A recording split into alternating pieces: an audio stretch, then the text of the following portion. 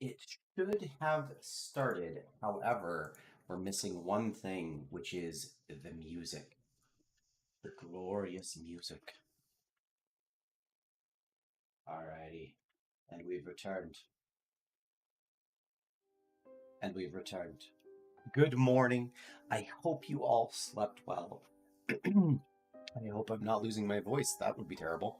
Welcome. Thank you for dropping in.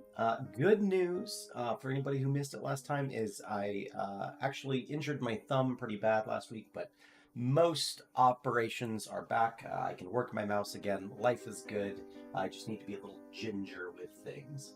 But today it was sort of an interesting day. I had planned originally on doing a bit about Steamworks. So, if you're making a game, specifically an online multiplayer game, and you're doing it through Steam, you need to apply for a Steamworks license.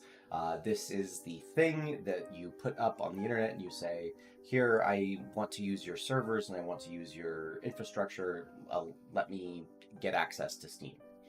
The thing is that I did not know. I assumed I would be given some kind of tools at least very quickly.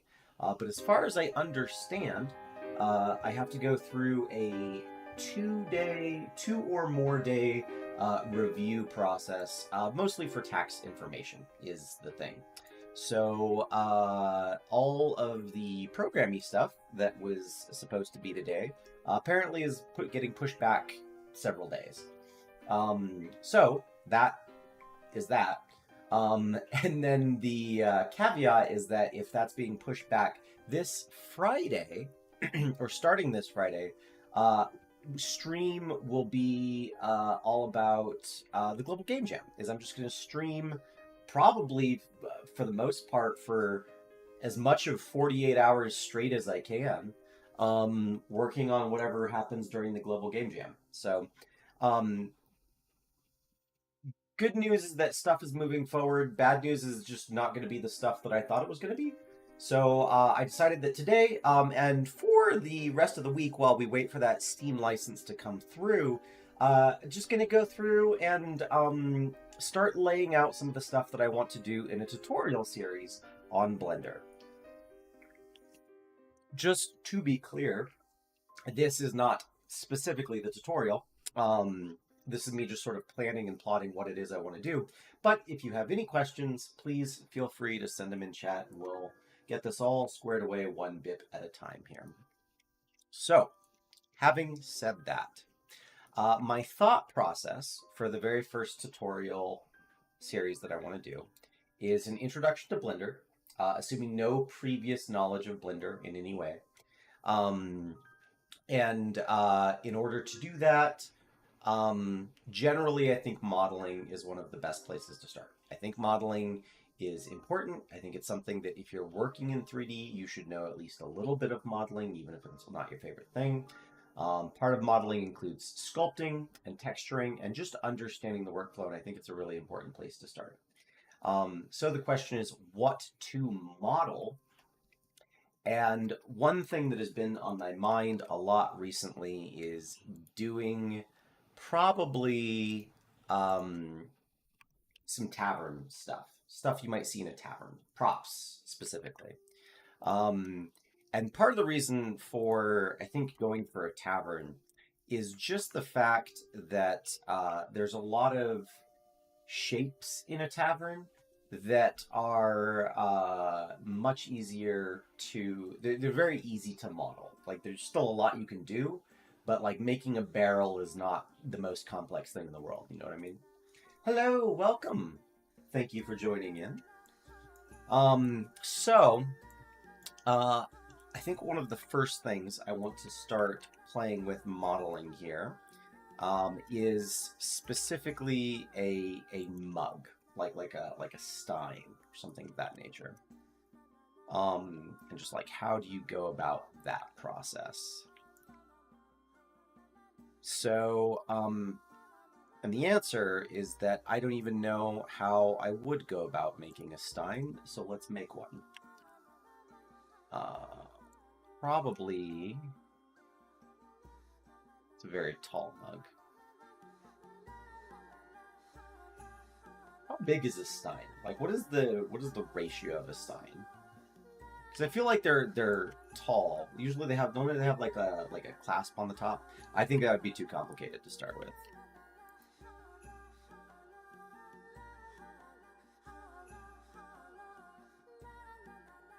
Hello, welcome, welcome. Today should be pretty chillax as we're just sort of going through and laying out the framework for some modeling. Hello. Alrighty, so this would be the basis of our Stein here.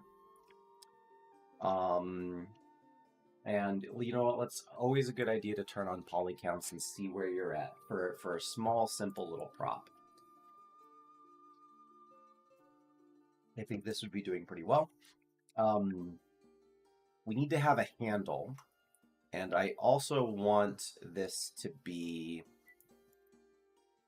you know what? We'll do something kind of like that.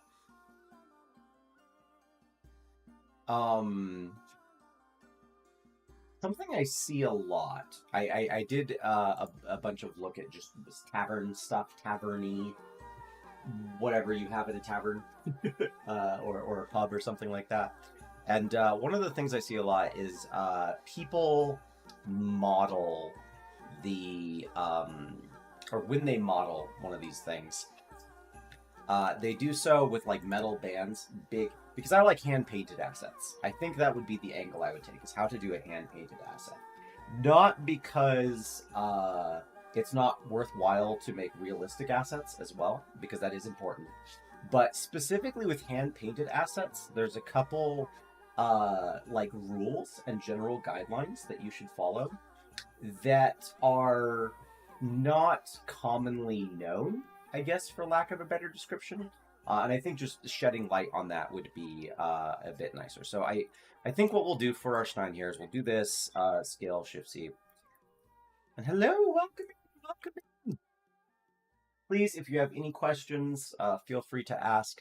I've kind of done the intro and talked about his stuff, but basically we are plotting out... Oh, thank you. Oh, she cut it for me too. Yay, pizza. But no, is plotting out the contents of a tutorial series while we basically kill time waiting for my Steamworks license to kick in, which I'm told will take a couple of days. So, yes, I think what we're gonna do, because I think there's some important... All right, so we'll take that in, and we'll take that in. And then specifically, we can take that in as well. Make this sort of like a... yeah. And that's going to be sort of the foundation of our Stein, I think, or our beer mug. One of the cool things, if you're ever making a glass as like a prop, unless you specifically need the thing to be empty. This is one of those suspension of disbelief kind of moments. Is you don't actually need to drop the interior of the top all the way down, right? So, in theory, right, if I were making a mug or a Stein or something of this nature, because it's concave in the middle, kind of like I've got this here, right? Is you would drop this really, really far down, right? But unless you specifically need it to be empty, which in most cases you don't, you can actually leave it near the top here and give this an appearance of some kind of liquid. And if it gets knocked around, usually as a prop in an environment, it's not going to cause the biggest stir. But I don't know. You can work with the fact that it's on the top there. We're still under 500 faces, which is good. I'll probably just keep track of quads and not tries. Add in a little edge loop up here. And part of the reason why I wanted to do this is because creating this base shape I'm sorry, the music is too loud even for me. Creating this base shape for like your first 3D model would be relatively easy because it just involves manipulating a circle. And anytime I've ever tried to show someone the basics of modeling, I always feel like that's the best way to start, is because you've got a radially symmetrical object, and that helps a lot.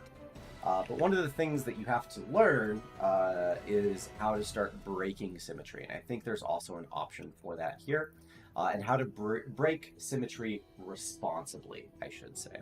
So we're going to take this and we're going to scale it down. And this is going to be, or start becoming, the... can I Alt or S?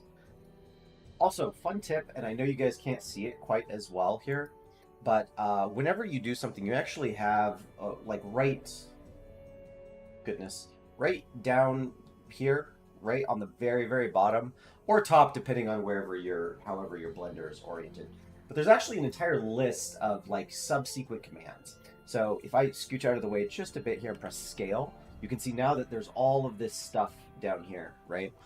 Saying ways you can scale this thing.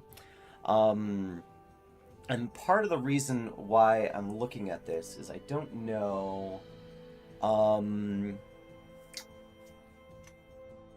No, it does not seem to be the case. There is a scale that lets you scale... Oh, you know what I probably could do? I could just switch this over to normal. That would probably do exactly the thing. Did that do the thing? I can't quite tell. But I know a way that I can figure it out. And I'll explain what I'm trying to see here in just a moment. No, it didn't. That's a bummer. So with this, right? Whenever you scale, I maybe could do that. No, that still mucks with it, unfortunately.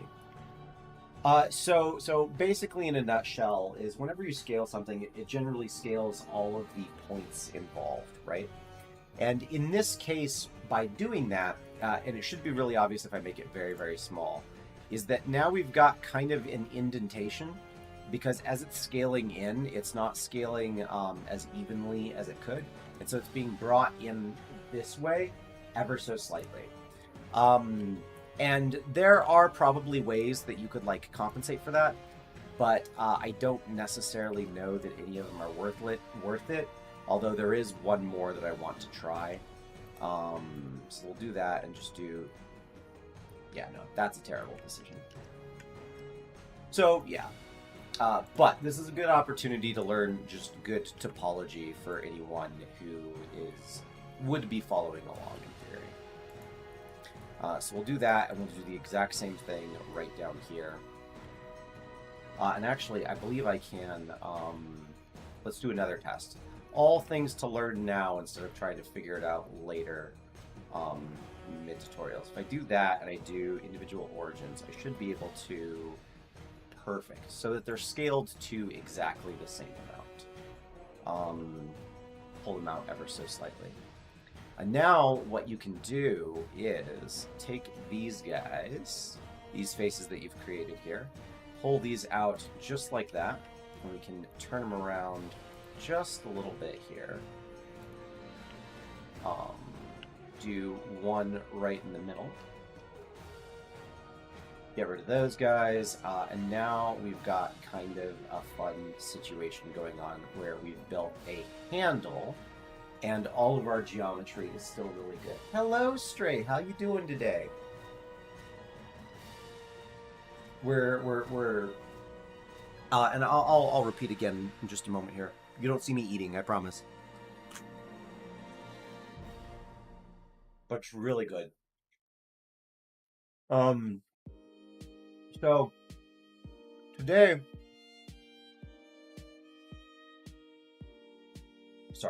today was going to be a programming day in Unreal Engine using the ideally the plugins and APIs and whatever I got from Steamworks. But apparently, I didn't know this. Apparently, you have to go through like a review period, mostly for tax information, in order to put anything on Steam. So while we wait for that to happen, I thought I would start work on a tutorial series I want to make. So welcome. Lay it on me. What you got?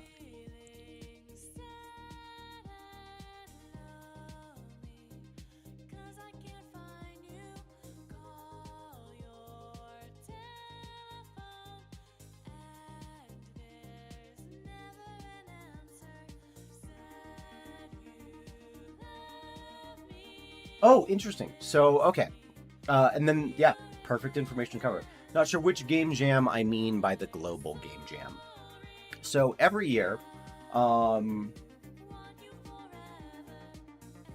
here, you know what? Let me see if I can actually pull it up for you. Because that might answer a lot of questions just in and of itself. Whoops.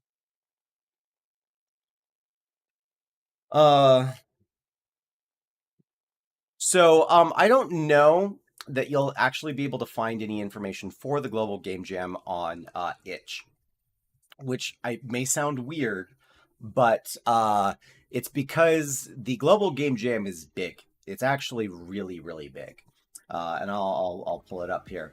So the Global Game Jam actually is huge because it's global, as it turns out. Happens at roughly the start of every year, right around January. And it is a worldwide game jam. Countries from all over the world, developers from all over the world, all submit games through the thing. And in order to participate in the Global Game Jam, you actually have to register through, looks like globalgamejam.org.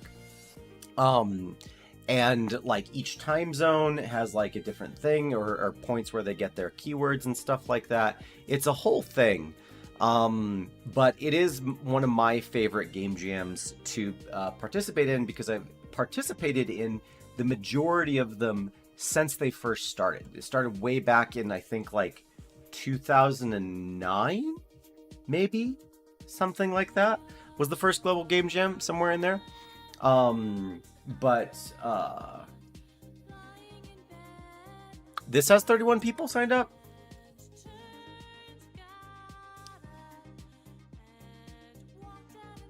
I don't know where. I know there's like almost there's almost 15 people signed up just for the location where I'm at in the world. So I digress. This is Global Game Jam. I don't know itch.io. Let's see if this has. Yeah. Oh, Global Game Jam. Yeah. So this is not the Global Game Jam site. This, I don't fully know. Presumably this 31 joined here from the itch.io Game Jam site is just people who've signed up through like itch. Like this is just if you're looking for an online group of people to participate in the Global Game Jam with, this would be like people who are working remotely through itch as a space. I have a local game development group in the city that I live in, called Albuquerque Game Developers Guild, for the record. And we are participating at our own location, like through local game development. Even if you sign up through itch, you should also register with the Global Game Jam website. That is like just a big place where anything you submit will need to be registered through this site. So there's a lot going on. But yeah, that's the Global Game Jam. That's what's going on sort of with that end of things.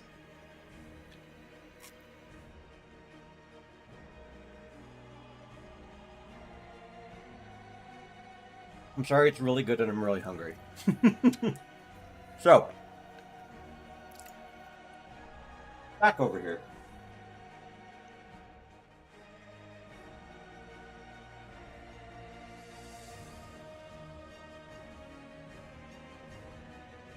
It's a lot of fun. I always encourage game jams are really good and just healthy things to do in general. So I always encourage doing the do. All right, so I think this is going to be kind of our mug prop.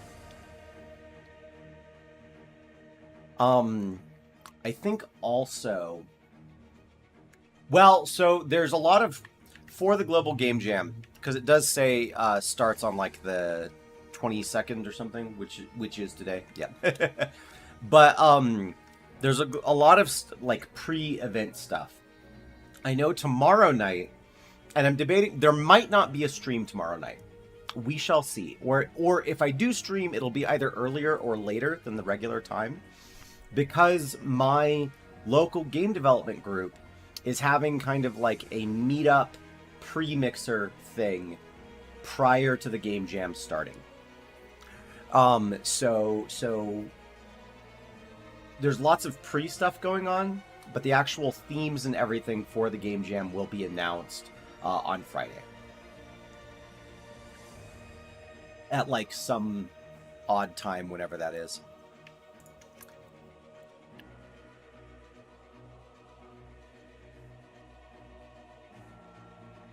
I also think for the little thing that we got going on here, what would be more interesting and more amusing to do is, rather than have a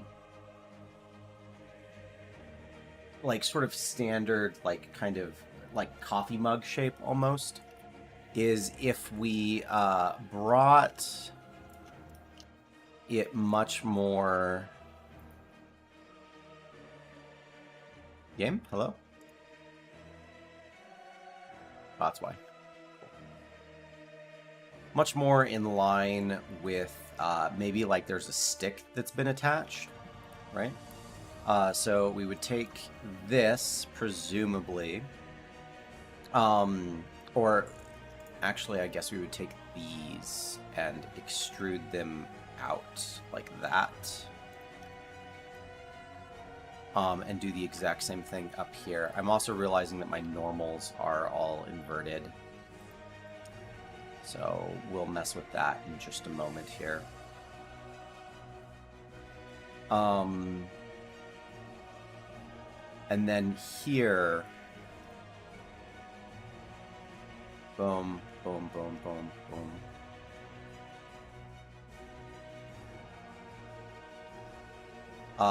This would also need... That would need one of those. And then we could do one more in this direction. And specifically, kind of using this information here, we could pull that out. Pull that out. And I think...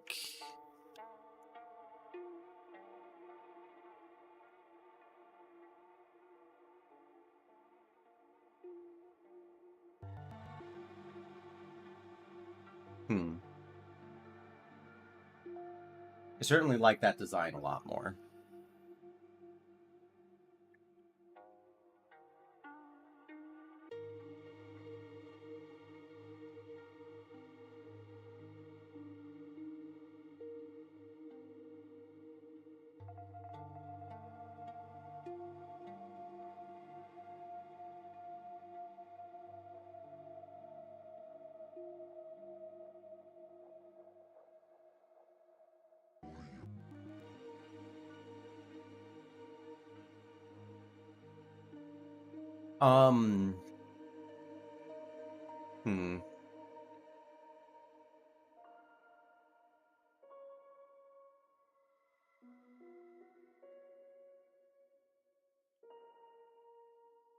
Was that just a bad and lazy way of doing that? Yeah, that is.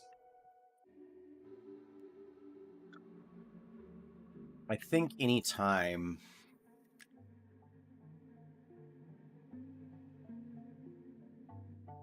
Yeah. That would be the much more efficient way to do this.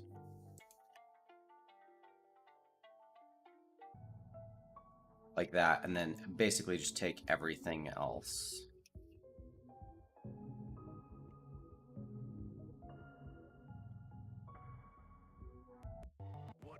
Like that.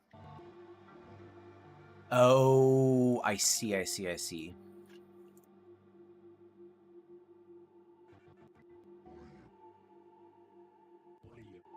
Yeah, there we go.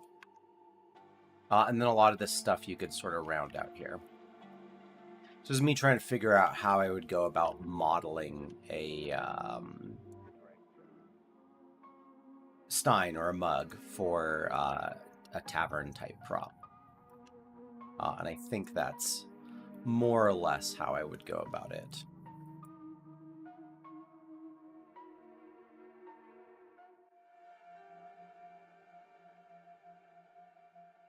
And then you could decorate that kind of however you want there. Yeah. I think so. See if there's a few things I can do to make this a little bit nicer here. Let's add in a weighted normals, which you always have to turn on auto smooth in order for that to work. Do A, Alt N, and then set from faces, and then clear all of the sharp faces. Can I...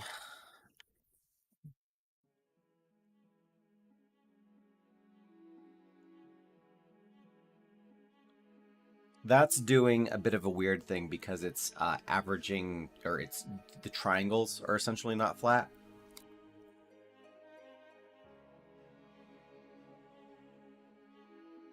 Which is kind of bound to happen.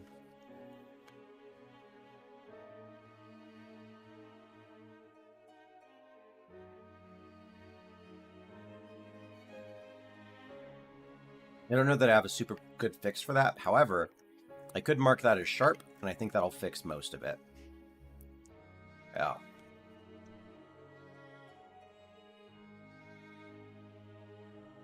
Mark both of those as sharp. Mark both of these as sharp. So we've got our whatever little attachment we've got going on there.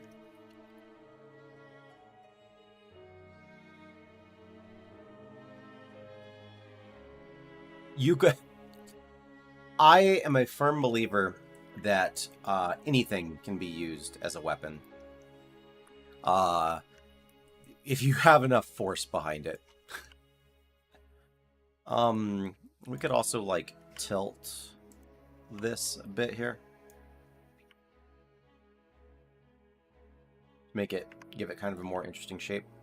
Something like that.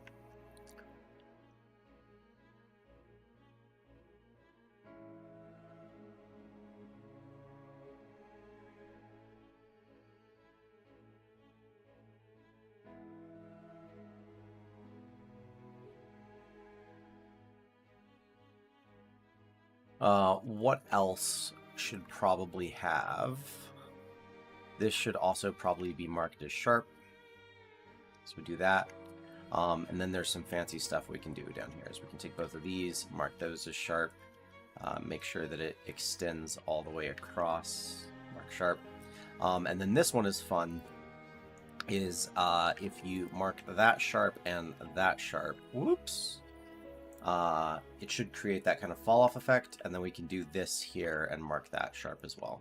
And then also for the sake of dealing with the shading on the bottom, we can mark all of that as sharp.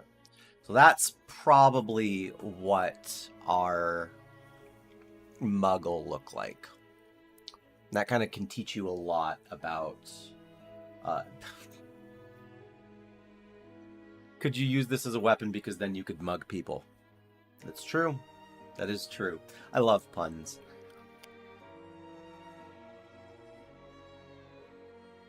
Dad jokes and caffeine are the fuel that get me through the day.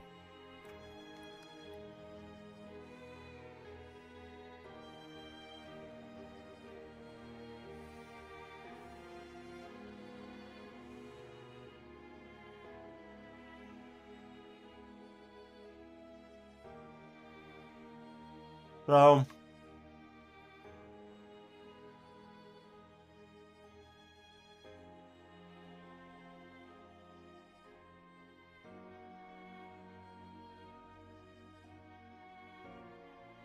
yeah. I think most probably that'll be sort of a mug that we can make there. And this can be expanded upon and sculpted, which would probably be the next step. Is to go through and do that process. I realized these were also not marked sharp. Oh, no, you'd need to unwrap this. Since we've given this thing seams or sharp parts in a couple parts of it, that also means that we have some really convenient places for seams. So we could put a seam there, no one will really notice it. We could also put here, let me go over to UV editing. Great way to know if you put a seam in a good place or not is just go in, unwrap it, and see what happens, right? So this guy is struggling here, but if I take him all the way around,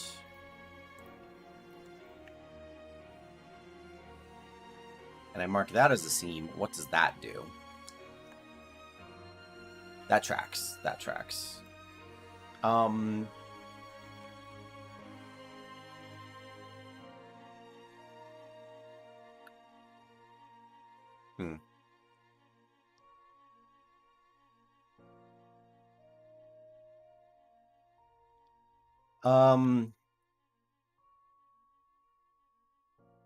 Probably just taking all of these. Clear seam. Let me also scooch this over so I can see it a little bit better.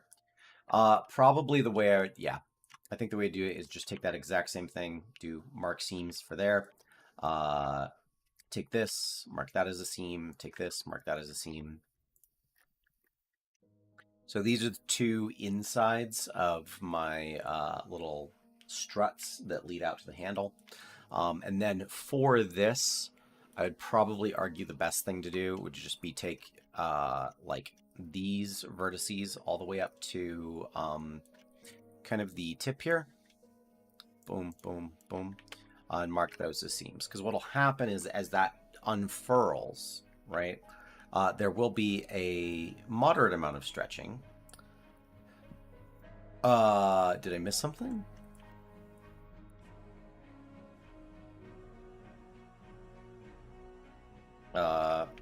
That's not quite correct.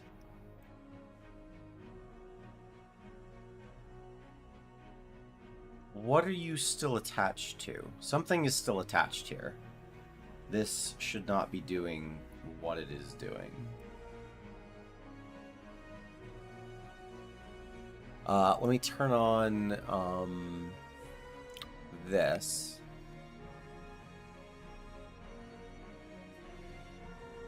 Excuse me? Oh, I see what the problem is. In order for that to split open on the inside, these also need to be marked as a seam as well. Otherwise, it was trying really hard to unwrap a thing that just wasn't going to unwrap. And this is perfect. This is a great unwrap for this, right? Just all of this in general, fantastic.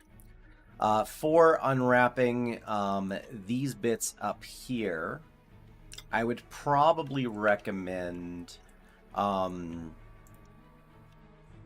might go all the way out to even like here and say do that as a seam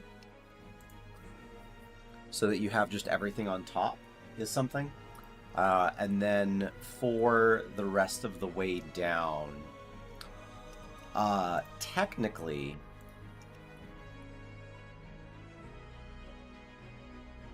mark that as a seam, I think, and then we just go right up the inside here. So we're hiding all of our seams as much as possible on the inside, where the, like, sort of, yeah. Oh, that's perfect. That's perfect.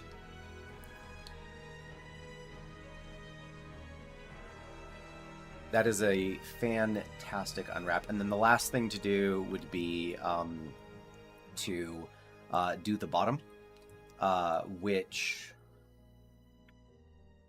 you could conceivably do kind of the same way you did the top, I think. Is just do right here, say mark seam, and then unwrap. And what that'll do is that this ring here should be everything on there. If we turn on stretching, if you didn't know, this is a really cool overlay that they introduced in some version some time ago, is you've still got these overlays now. You can display the amount of stretch that's happening. So here, this is our handle, or the handle of our mug. And you could unwrap this further. So this is actually a really good example of unwrapping and how far things should go. Is right around in here, I've got a lot of stretching going on. It's a minimal seam. The seam doesn't go to anywhere that's particularly visible, which is nice. But at the same time, there's also texture stretching that's going on. So the lighter, or the farther away from blue, and this can range all the way up to I think bright yellow is what it goes to, which is what we don't want. I don't think it goes to red. If I add in just one more edge here as a seam, we can actually compare the difference between the two sides and how much stretching there is. So here, down here specifically, this is the side that we added in one more cut for. And then up here, there's more extreme stretching right around this single vertex than there is down here, which is nice, but is it so much of a gain that it's worth doing? I don't know. That's kind of hard to say. You would have to experiment and flip back and forth here. But otherwise, I would say that's a very good unwrap for our little mug here. Is doing all right. Is doing all right.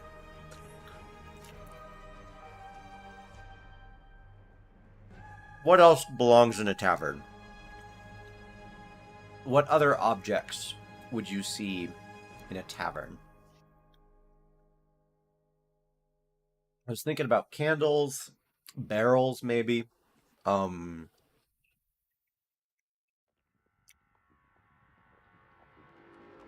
Table. Table is a very interesting... A table is actually a really interesting modeling problem. Let's take a look at a table. How would you do a table? Call this Stein. Ale Stein. Yeah. I lied. I'm going to call this R. Ale Stein.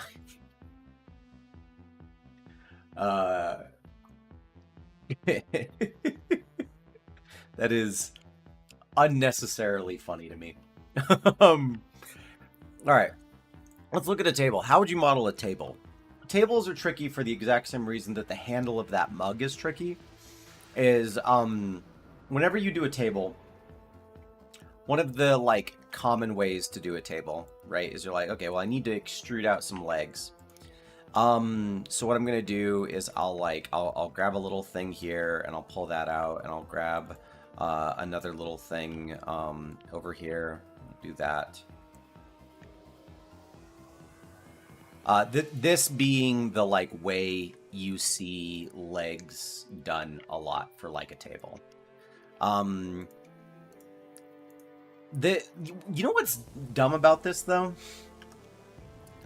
So this is our table, right? What's funny about this is the frequency with which you don't need to do this. Like, this is adding in a bunch of extra vertices that you don't need to do, because no one's going to see the underside of your table. So I lied. I think a table is actually a really, really good thing to model. So what you can do for a table...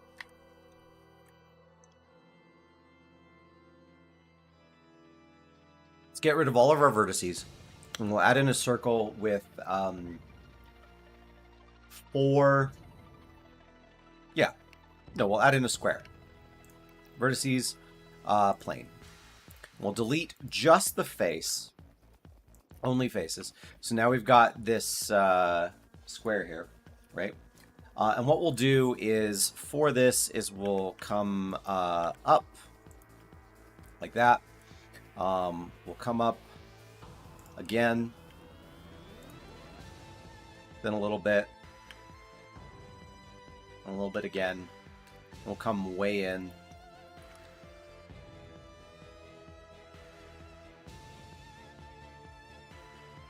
This is a bit wonky, but so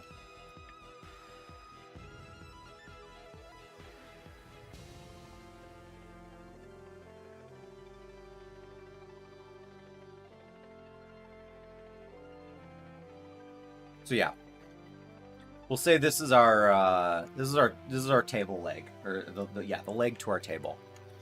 The thing is about making any kind of like tabletop is that you just don't need to have all of those extra like cross sections in your tabletop in order for it to read as a tabletop. So I'm gonna take come on. I'm going to take just this leg, I'm going to move it over here, and we're going to take this scale, and make that real thin like, move that up, and we're going to make this way smaller so that it fits in like that. So this is true for any props that you're making, is there's this idea that when you're modeling, it's really, really, really important that essentially it's all one piece, right? Like, oh, I need to extrude out all these pieces and I need to have my geometry be really, really good. That's true, and there are reasons why having connected geometry is very important.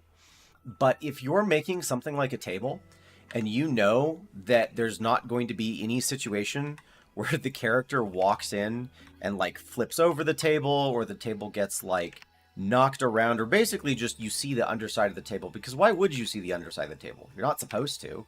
It's the underside of a table. Most characters don't like get down on their hands and knees in order to do this.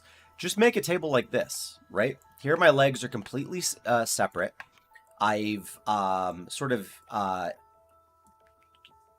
overlapped them so that they look like they're going into the table.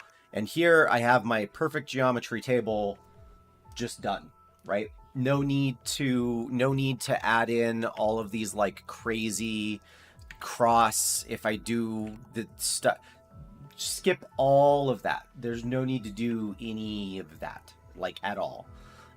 You can just do this. And I love that about like modeling in general, is that's another very like sort of early mistake and habit that's really hard to break, is this idea that's like, no, they need to be perfect so that the stuff. No, they don't. No, they don't. Coincidentally, part of the reason why this could be bad, right, and the only situation why you wouldn't want to do this is because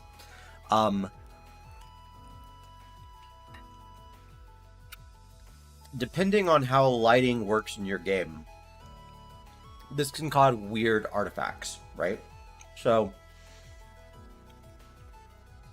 the thing is that there's not actually any kind of connection that's going on here, right? It's just one object overlapping with another object.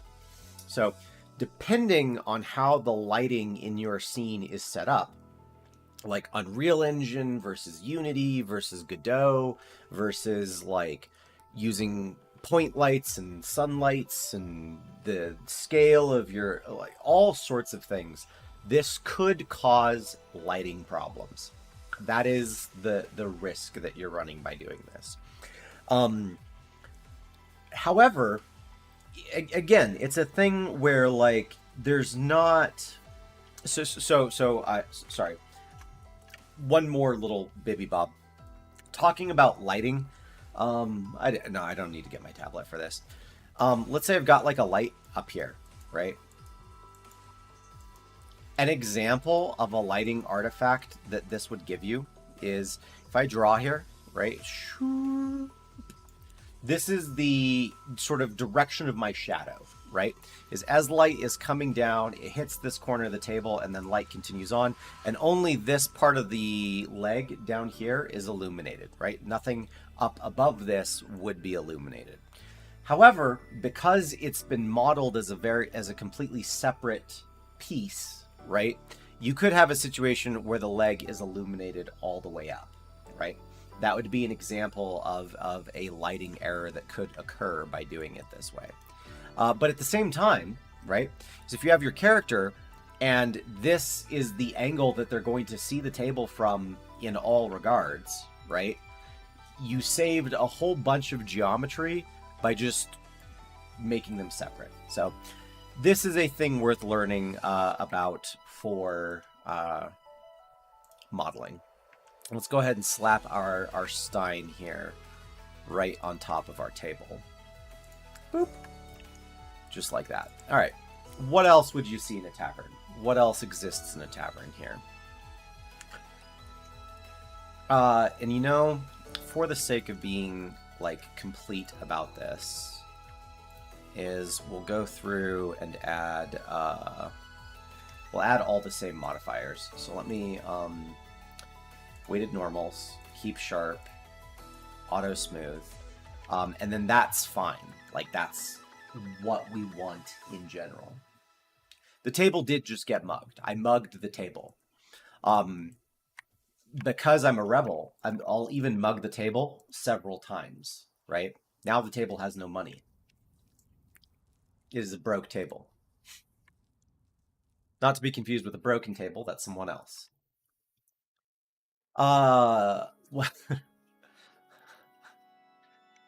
Mugged table. Yeah. What else do we see in taverns?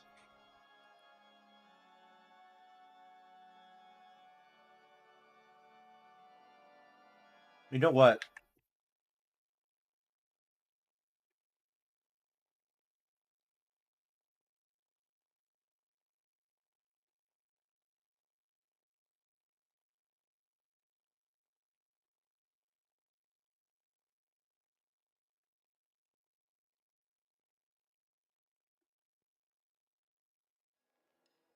So I typed in fantasy tavern because I thought, of course this appears.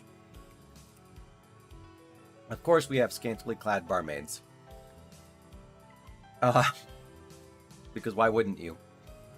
A stool. Stool probably would fall in the same category of table, as I'd make them as a set. Oh, it could do food. No, food would be really tricky. Would it be tricky?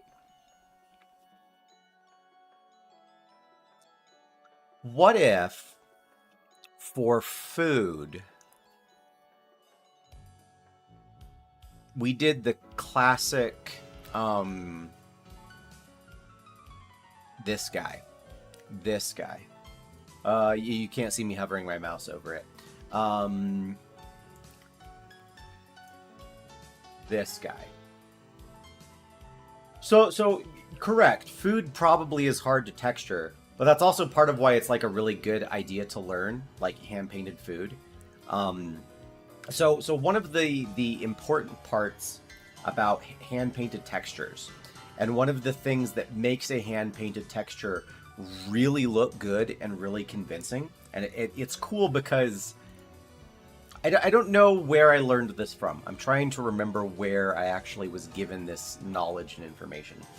But what makes hand-painted textures really, really useful and pretty and aesthetic is the fact that frequently, in almost all cases for hand-painted textures, all visual effects are painted into the texture.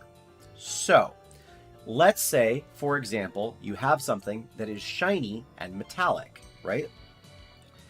You don't give it, like every material has here somewhere a metallic setting, right? But you don't actually give the texture a metallic quality. You instead paint in the highlights of metal on the texture, right?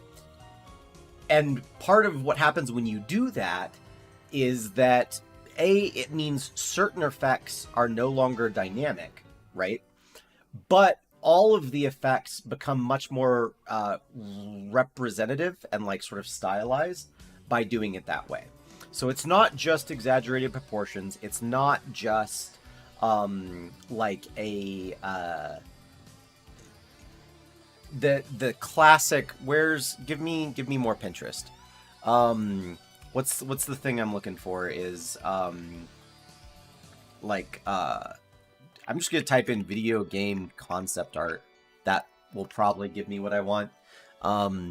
It's that Blizzard style that is not even Blizzard style. It's just a thing that is good stylized. Or here, let me type in that stylized concept art. That's what we're trying to talk about here. Prop. Not even quite as, there we go, like this chest, for example, or this sword is these like really exaggerated proportions. That's not the only thing that makes it hand painted. Generally, the thing that sells hand painted is the fact that stuff like metal is painted on, reflectivity is painted on, ambient occlusion is painted on. Any effects you can paint on are, and even to some degrees, lighting is already painted on. So even with something like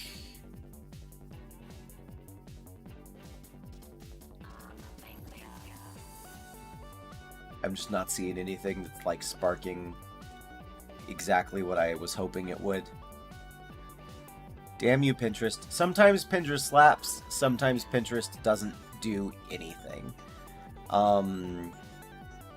Anyway, where I was going with it is that there's also a number of things where like you'll kind of paint in a gradient where like one side will be lighter than the other and it just gets darker as it fades towards some sort of natural bottom.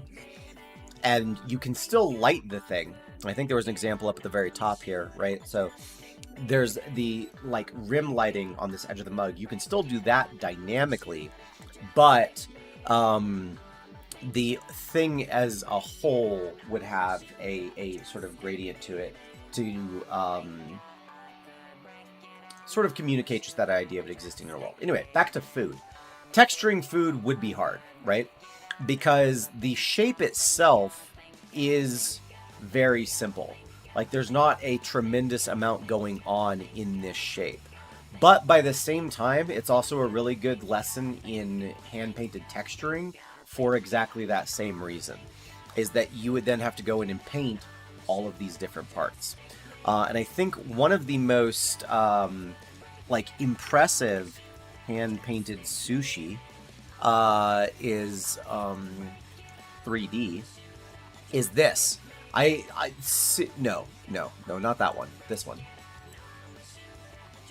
No. Someone somewhere did a hand-painted nigiri thing, and it blew my mind. I think it was like a tutorial for Substance Painter or something like that, and it was just mind-boggling. I think this is what it is. I think this is the one. Let's check it out. Yeah, look at that. Look at that with the rice and everything.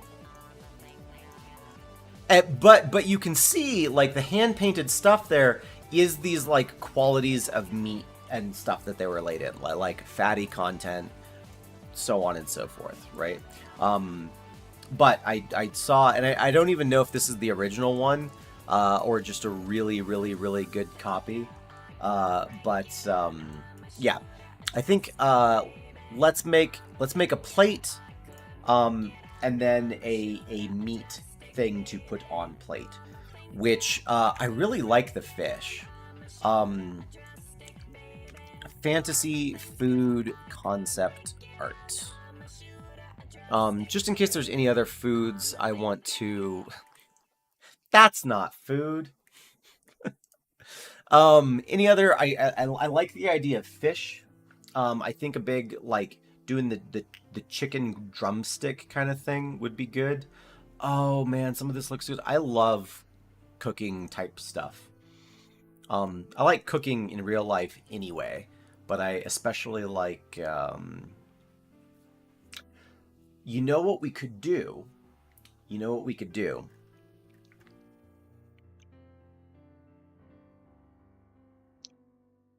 My ideas are swimming.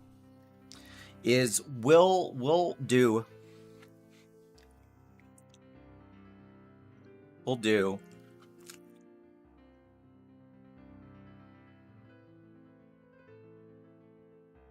something like this.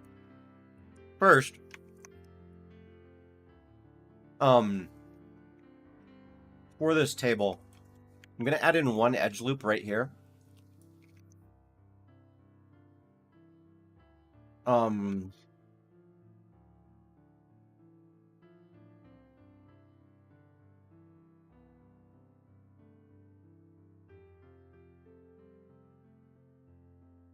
And then clear sharp on all of those. So now it's a little, and since we have that geometry there to begin with, we can pull it out like this and create sort of that rounded tabletop. Which, if we wanted to get really crazy, we could kind of do the same thing on all of these guys. Hold on, how did I do that? I've already confused myself. No.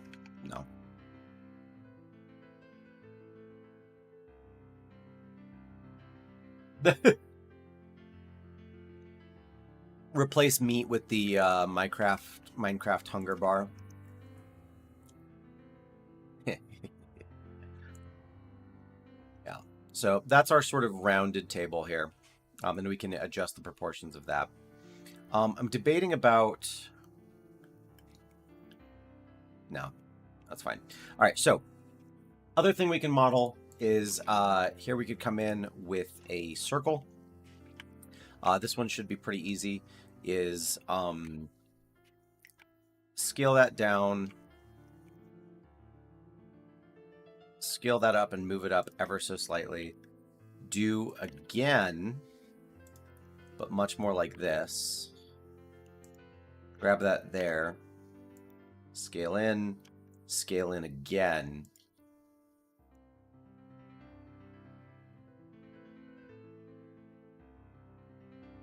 And what we've got here is grid fill. Do that down here on the bottom. Grid fill, rotate. And then what we would do is on this bit here, because it's all still flat, is we would pull this out. Oh my goodness.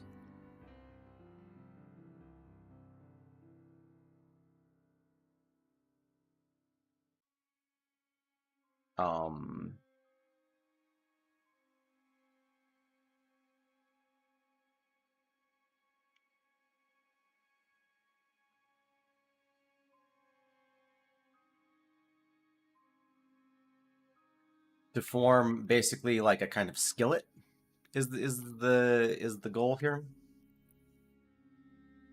right? So now we've made a skillet of sorts, and then it's in this guy, and then you go through and you unwrap that and make it all nice and happy, and it's in this. When you pull up the table and mug, right, is pull him up, slap him down. And then we would make a food thing that goes in this, right? And I think that doing a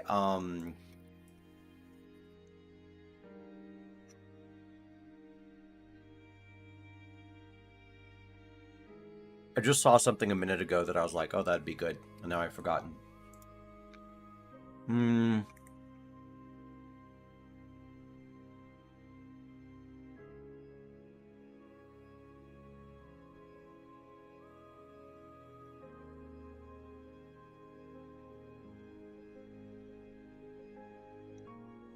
Bread. It was bread. That's what it was.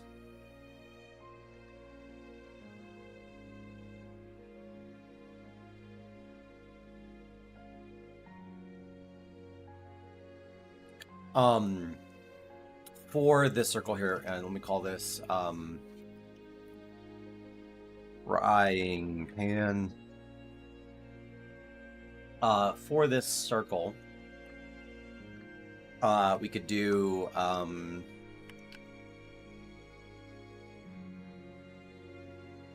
like that.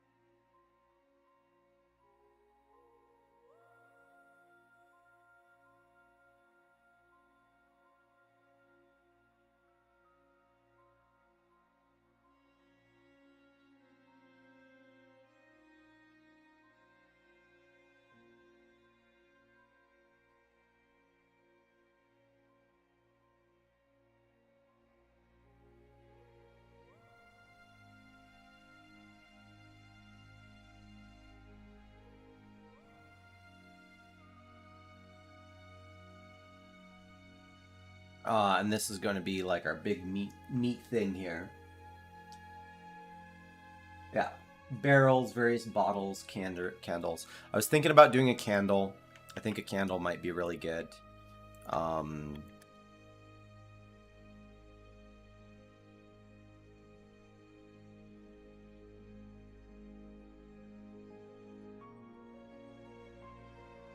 So this is our meat stick here.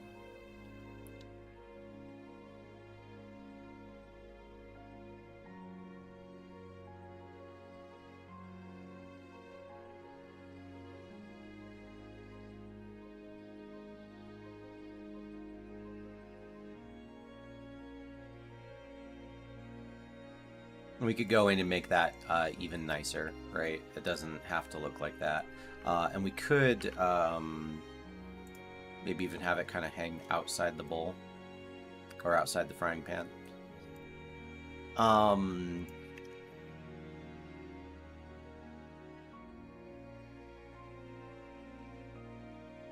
So yeah, we've got our mug, we've got our ale, we've got a meat stick.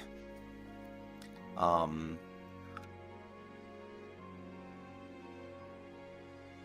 know another one.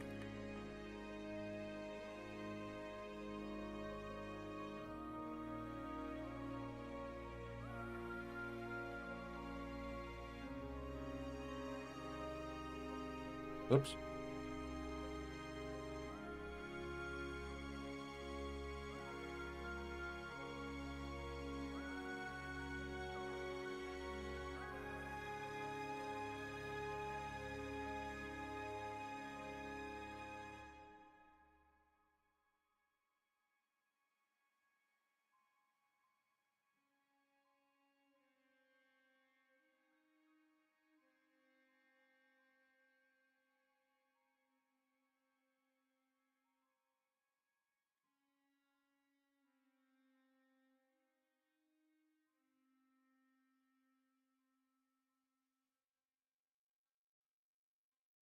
Thank you, thank you. Nice shave, someone said. Um, I prefer to have a shaven face. I'm just also lazy, which is a big problem. Also, welcome. So, what we're up to at the moment, just as a general sort of note, is waiting. So today I went through and bought and filed for a Steamworks license, which I thought meant I would get some of the tools right away to start playing around with them in Unreal Engine. But apparently, I have to wait a couple days for like tax information. So now I just get to wait. And I've been meaning to, because several people have asked about it, do a tutorial or some kind of tutorial series on just anything, really. And I thought that doing a tutorial series on modeling and doing the props for an environment in Blender would be a good thing to do. So we're sort of going through and making all of the props in a medieval tavern, if you will. So here we've got our table and how to model that. Modeling a mug, a frying pan, meat, a couple onions, and then it'll also be how to texture these objects as well. I'm trying to think what else might be good. Do another. I think doing a big cut of fish would be really nice. And then maybe like a half loaf of bread. So we'll add in another one, plain, edit.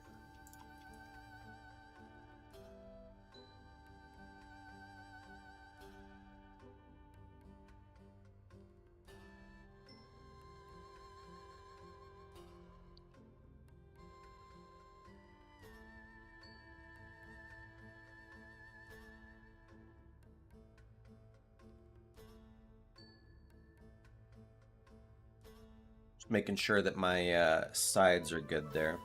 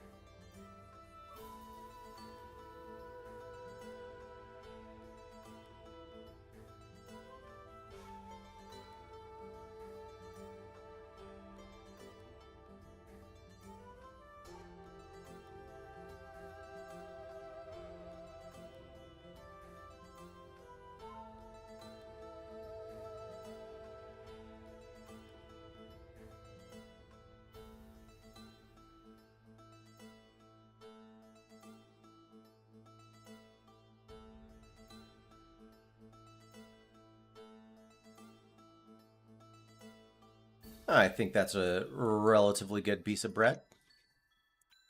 Do that, do that. Grab all of these and grid fill as well. And then also maybe...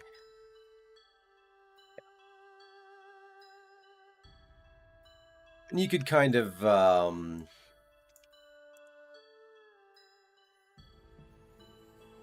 turn on symmetry here.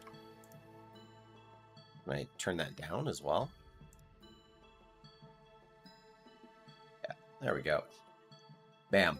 Loaf of bread. Half a loaf of bread, anyway. Which I guess if we did from here, scale Y, we could do something like that, and that might look scale X. Yeah. That's our half loaf of bread. Doing pretty good, doing pretty good. So we'll call this bread, because that's what it is.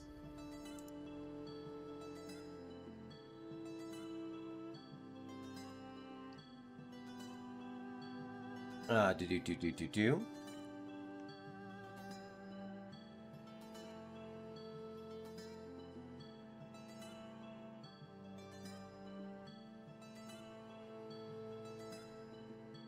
There, this is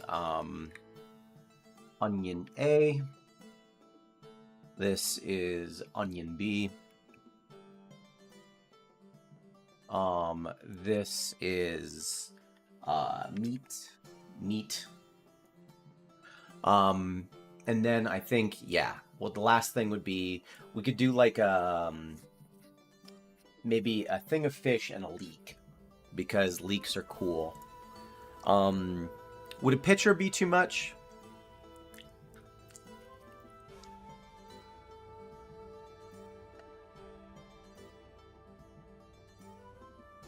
Trying to decide if that would be...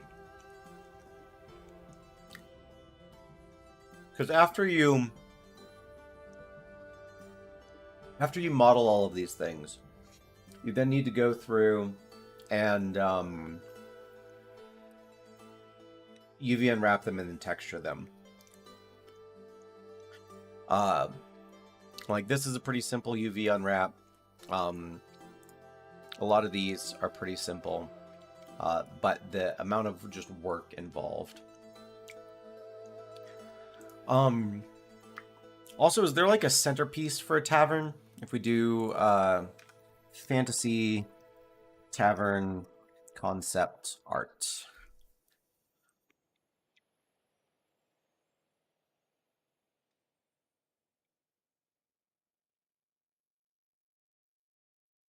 Hmm. I could do, oh, like a jug or something like that. Like a centerpiece for the table. I don't know fully what that might entail. Also thinking about doing a barrel, like a little mini keg that you could put in the middle of the table. Um,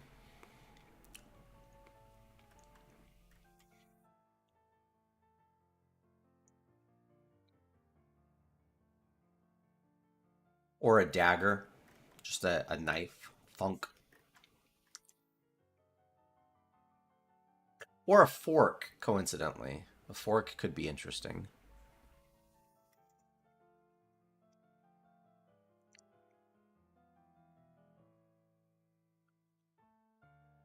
Hmm. And by fork, I'm thinking like really nasty fork. I don't know if any of you ever fought with the fork in Skyrim, but there is a fork in Skyrim that you can enchant to be very strong and very gross.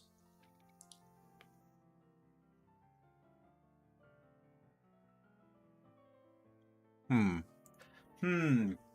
Um, I think we'll make the fish real quick.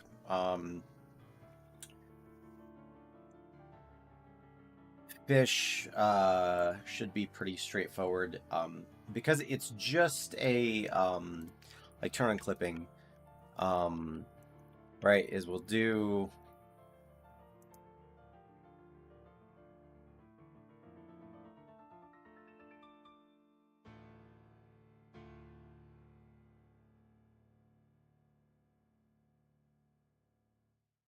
right. So we say this is one face. Go doom doom doom, just like that. Come up to here, scooch that over. Boom. Uh, boom. Add in one more vertex. And then scooch those guys over. So face and face. This then becomes our sort of fish shape, which I could also might actually enjoy that a little bit more. Um,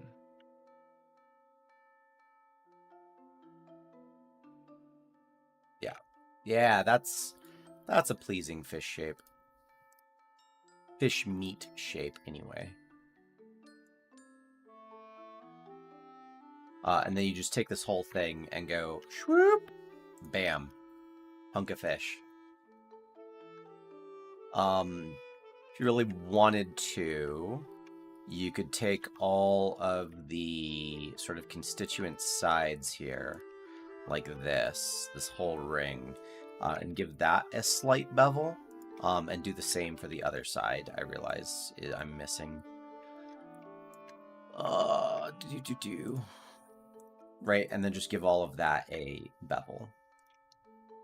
Right, and now this is our hunk of fish. That works for me.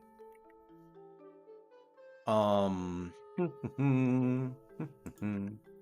we'll move it all. Whoops.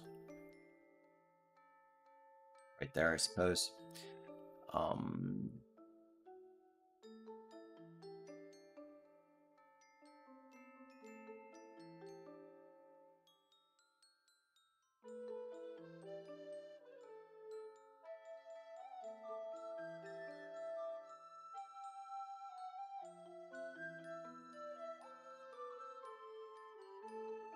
yeah.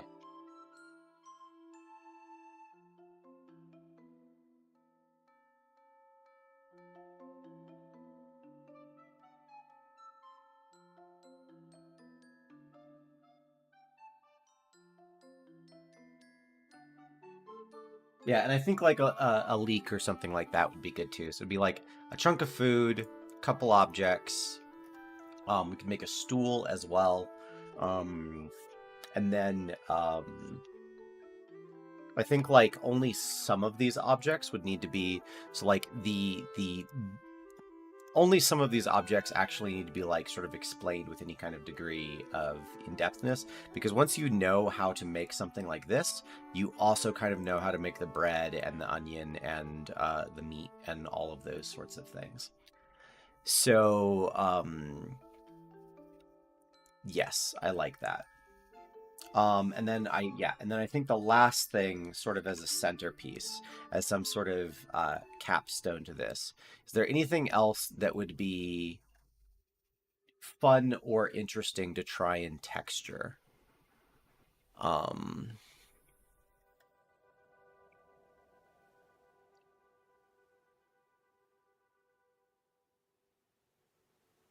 Through hand painted textures, I should be specific. Um,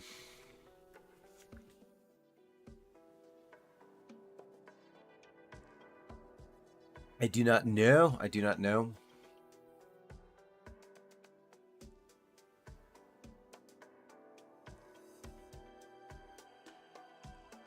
I'm definitely trying to think about like maybe some kind of candelabra thing. Um,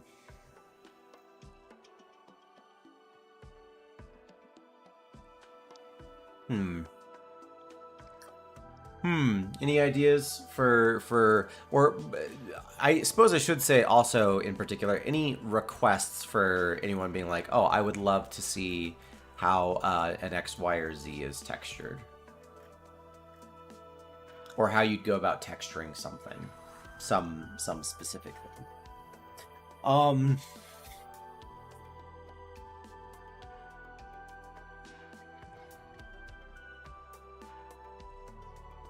I could do a candle. Part of the reason why candles are tricky is because they've got the like subsurface going on, and just dealing with subsurface, that's probably a good thing. Is yeah, dealing with subsurface is tricky, and so that's probably a reason to do it specifically, right? Is I'll grab all this little stuff here, boop boop boop boop. And for now, I'll go ahead and join those into one so they don't have to keep mucking around with their overall placement. Hello?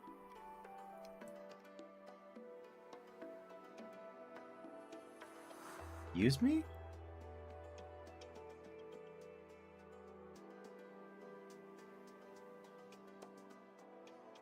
That is a very strange behavior. Don't know why that's happening. Not gonna worry about it though.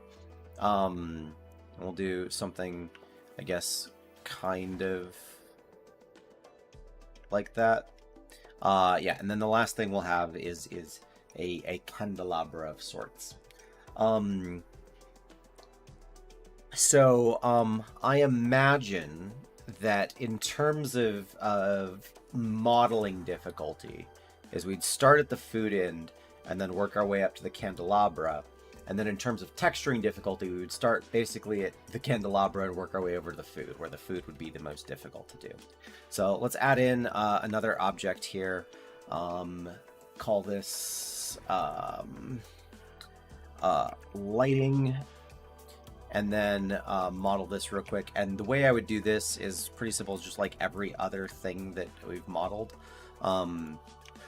Is you'd come up, you would make this to like some degree, and then you would have its two sides more or less like this come out, and then do the same thing.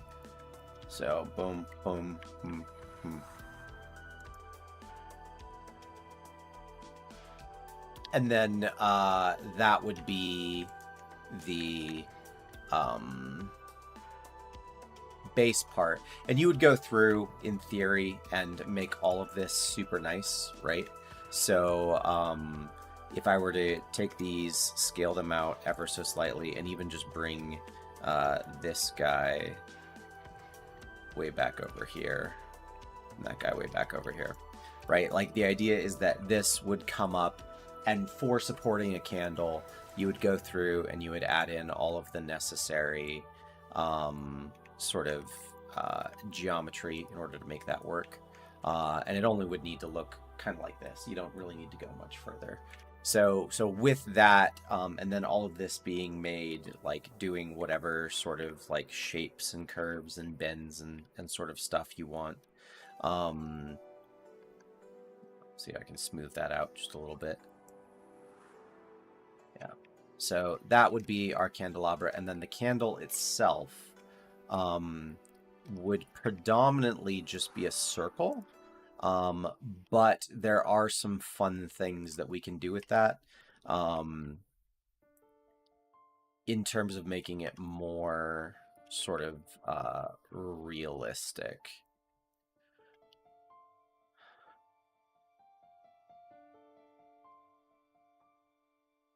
Which...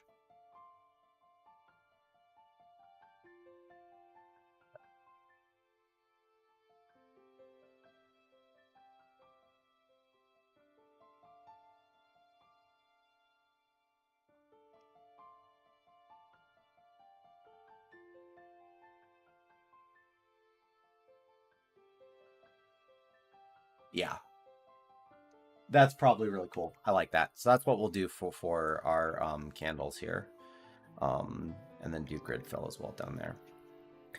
So yeah, so that actually would be, and technically speaking, you could have the candles be still a part of this, or part of the candelabra, and then give it like sort of a change in its overall form there.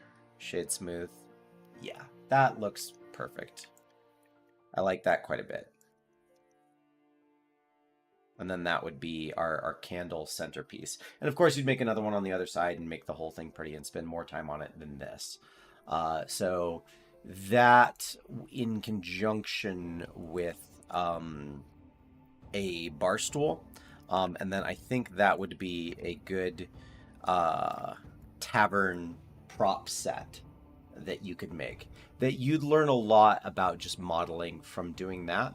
And also, part of what you'd be learning about modeling from doing it this way is just a lot about like really, really, really good geometry placement and really, really good topology. Because in order to do all of these various bits and bobs, you just have to have... I mean, you don't have to, but like it's so much easier if you are learning good topology throughout that process. Because not learning good topology sucks.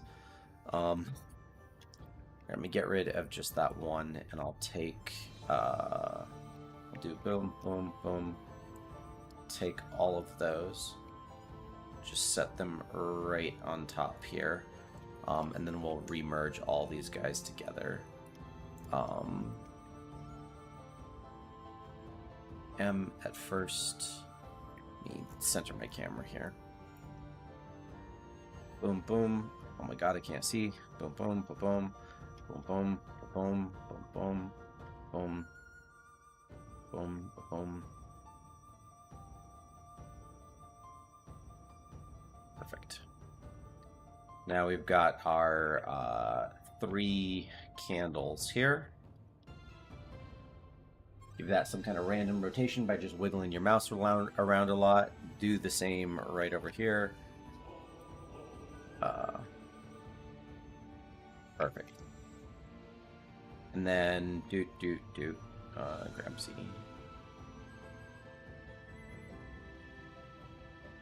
I wasn't going to go through and finish this off in any kind of way, but then I was getting irritated that it wasn't, so here we are.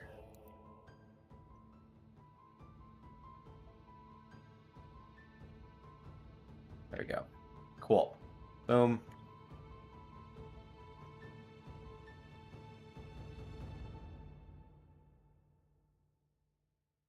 Boom.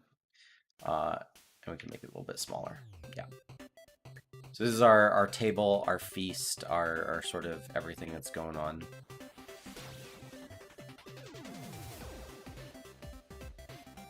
There we go. Perfect.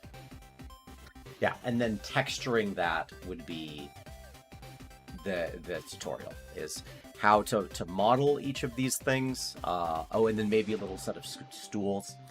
And then how to go through and texture all of this, because all this would need to be unwrapped, and the texturing itself would be probably relatively easy, just all things considered. I wonder if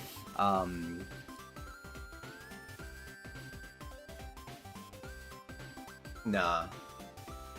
Basically, the thing I'm debating about is how much in the process of like showing how all of this is done, is it worth to go in and try and do, or explain at the very least, things like trim sheets, which are valuable and important, but I don't necessarily know are useful to cover for this.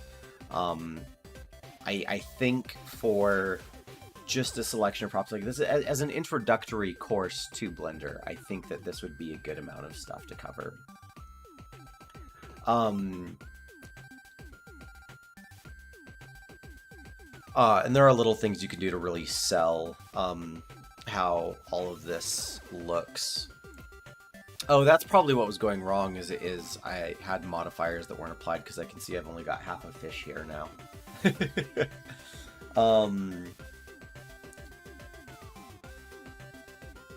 Yeah.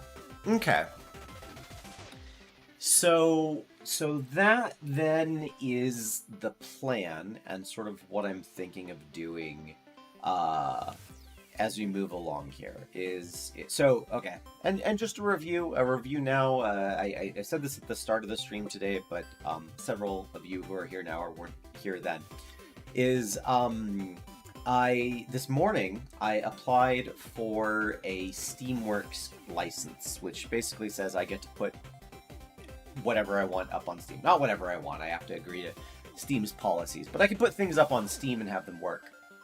And they were like, cool, we'll take all of this. It's going to take a couple days to process tax information in case you make any sales or anything like that. So I just have to wait while that's happening. And while I was going to do programming today in Unreal, playing around with the new tools, it seems it will be several days before I get access to those new tools. So I decided instead, something else that I've been meaning to get onto while I wait for that licensing to come through, is making a Blender tutorial series on how to use Blender and how to model and texture objects in Blender. It's a beginner course intended if you have zero or very little experience with modeling in 3D. And this, more or less, would be the thing that we'd be creating. This is like a quick mock-up, just to make sure I know how I would go about making all of the components. So I know how I would go about making a mug and things like that. And actually, let me go into one of these mugs real quick, because I realized there's something I would specifically want to do. And I just want to make sure that it's not a pain in the ass to do.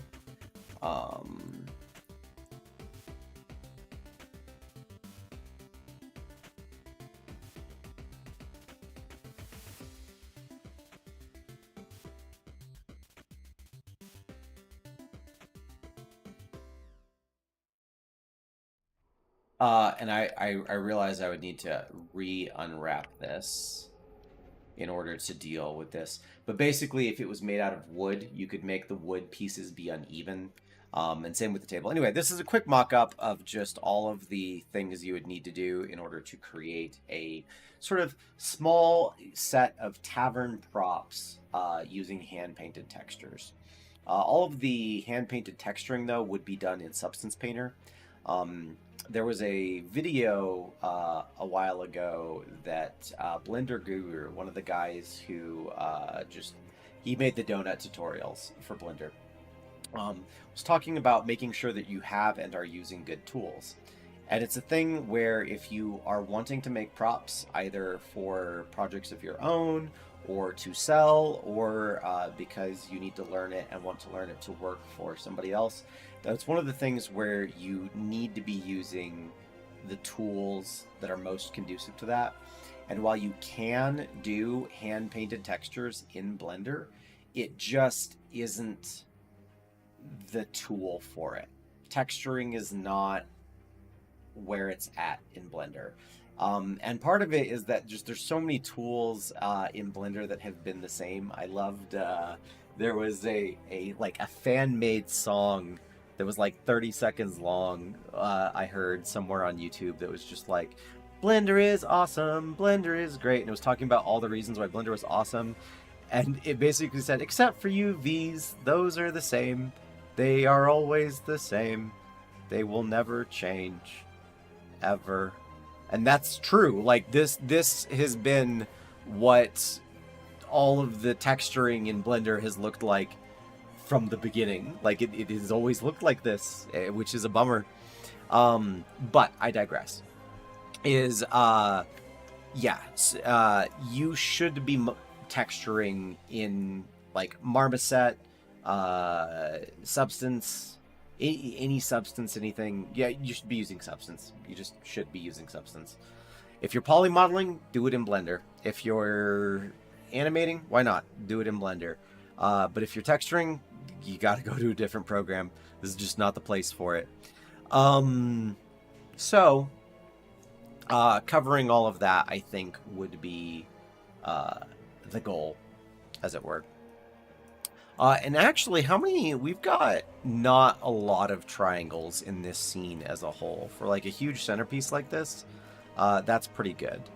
So yeah, I think the next thing to do is, where are we at here? Still 30 minutes left. I could maybe pretty some of these things up and figure some other things out.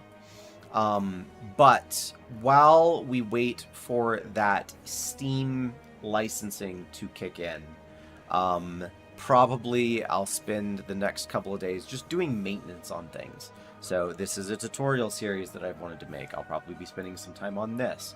I need to make the rest of this other stuff pretty around the border of the YouTube videos here and the streams, so we'll make that pretty as well. There's just a bunch of like housekeeping stuff that needs to be done. So that's probably the plan for the next, maybe even the rest of the week, maybe until Global Game Jam. Because again, on Friday, we'll be streaming Global Game Jam, and that's going to go for like the better part of 3 days. So surely the Steam license will be in by then. But then I really think streaming a game jam will be a good thing. So bunches of stuff, lots of stuff to cover and go over and go through and do. How much of it is well, I don't know what we're gonna do. I never really know ahead of time. I sort of the sad truth is that there's a lot of this that I'm making up as I go along. But it's working out. It's doing okay. So we'll figure that out. We'll get some of this going here. I certainly think for like an hour and a half of just rough mock-up and explaining while I'm going along, this is a decent start to any sort of modeling thing. Probably, if we take a look at this guy, let me go and get rid of everything else. Bread 2. Apply that and then give it a multi-resolution.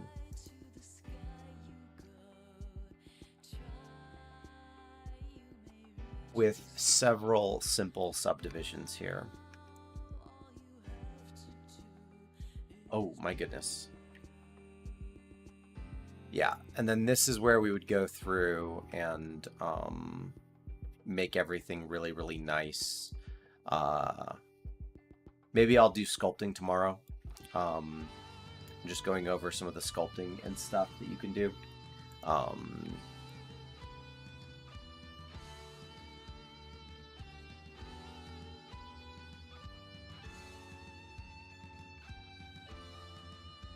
Yeah. make a nice wood texture. There's also some fun sculpting tips I can kind of give you guys.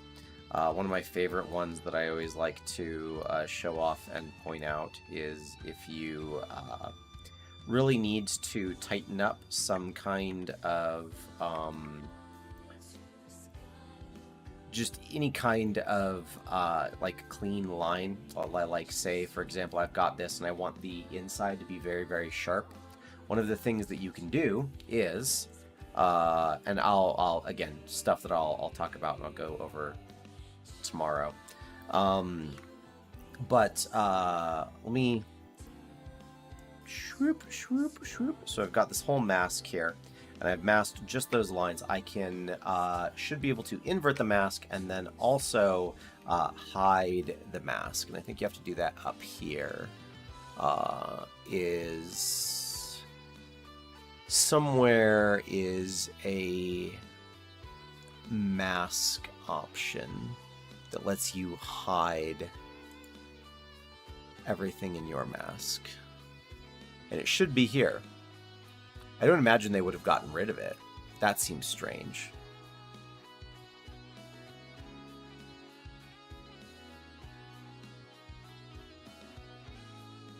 Unless, did they get rid of it? They might have. And replaced it with something with the face sets, is what I'm thinking of. Here, let me try one more. Hide masked. There it is. Anyway, so from here, again, if you need to really, really sharpen up the inside of a crease, you can do it from the opposite side and pull it in like this. And this will help you really, really, really make a crease very, I think pinch is the tool. Pinch tool. Nope, that's multiplane scrape. Where's pinch? Pinch. Yeah, there we go. And then I can just pinch right along the interior of that crease. And then from the outside, that will look especially nice and crisp, right? Which is a fun sculpting technique. Anyway, so sculpting we can do tomorrow. Maybe some fun sculpting things as we go through and just figure out how I want a bunch of things to look and stuff. And then maybe we'll just do texturing after that. Maybe we'll do the whole tutorial once. And today was just a crash course in looking at the things that I'm going to model. Maybe that's how I'll do it. Which would be unintentional, but also fine, I guess. You can kind of get like the free course. I don't know. I'm talking to myself and I'm not really making any sentences. Just sort of thinking about what I'm going to do. Anyway, that's the plan. That's where we're at for the week. That's sort of what we're waiting on and why we're going over the things that we're going over. Probably, yeah, I don't know. We'll see. We'll play it all by ear because I really, truly do not know how this week is going to go with just certain things I'm waiting on, certain things that are coming up, and certain things that I want to accomplish. So, definitely, I think by the end of the month, I will have finally made good on my promise of just actually having something on Steam that people can download if they so desire. But it has taken a while to get there. I do apologize for that, but you know, progress is progress no matter what form it takes, I suppose.